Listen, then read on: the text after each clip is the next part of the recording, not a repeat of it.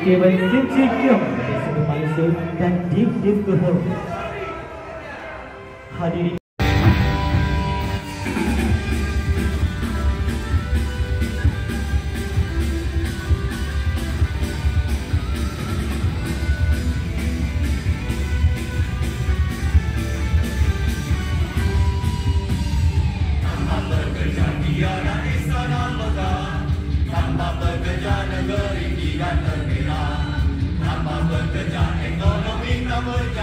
kita buat bersama.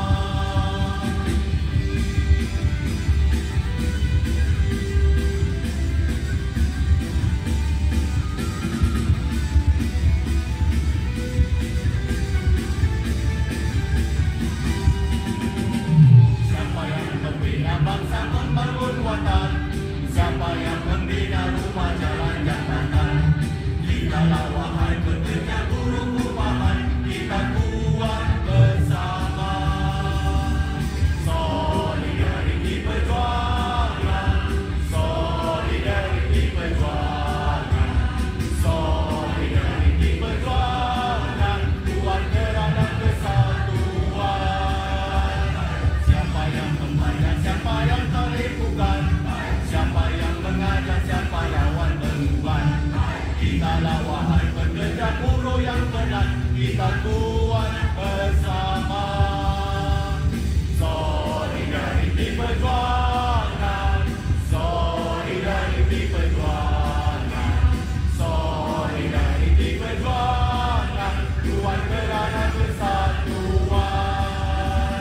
Kita bukan hamba, kita bukan tentera, kita perlu rehat negeri yang bermaruah. Kitalah wahai pekerja buruh yang bangga, kita buat bersama. Solidariti perjuangan, solidariti perjuangan, solidariti perjuangan, kuat kerana kesatuan. Wahai pekerja Jawatan Menteri Sumber Manusia, saya dah bertekad bahawa I will stand on the side of the worker, and I can say this even in front of the management, in front of the Tauke, in front of the Tan Sri, in front of the Dato' Sri. Saya berdiri bersama pekerja. Sebab orang tanya, kenapa only worker ni? Kita buat bisnes pun susah. Mr. Lee will tell me, bisnes susah, nak maintain jalan pun puluh-puluh juta. Number one, kita ada banyak kementerian yang bertanggungjawab ke atas finance, ekonomi, pelaburan, industri, usahawanan. Tapi hanya ada satu Kementerian Sumber Manusia. Betul Capi? Satu je kan? Jadi kalau Kementerian Sumber Manusia yang satu itu pun tidak berdiri bersama pekerja, maka ke mana lagi pekerja hendak mengadu? Setuju atau tidak? Jadi I am not shy to say I will stand with the worker. Pada betul, keduanya paling penting untuk saya, ini bukan zero sum game. Ini bukan perlawanan kalah mati.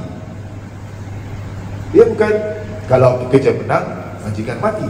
Kalau majikan menang, pekerja mati. I like what Mr. Lee said. Dia kata tanpa pekerja, genting Malaysia tidak akan berada di barisan hadapan antara pemain utama, peneraju dalam industri pelancongan dan hiburan. Tahun lepas, tahun ini Q3, saya boleh cek tadi, Q3 Genting Highlands, Genting Malaysia, dia punya revenue, pendapatan lebih 3 bilion ringgit hanya untuk suku ketiga. Just one quarter, revenue over 3.3 bilion ringgit. Saya yakin pemimpin-pemimpin kita pun akan setuju. Siapa yang letak batang masuk cerucuk?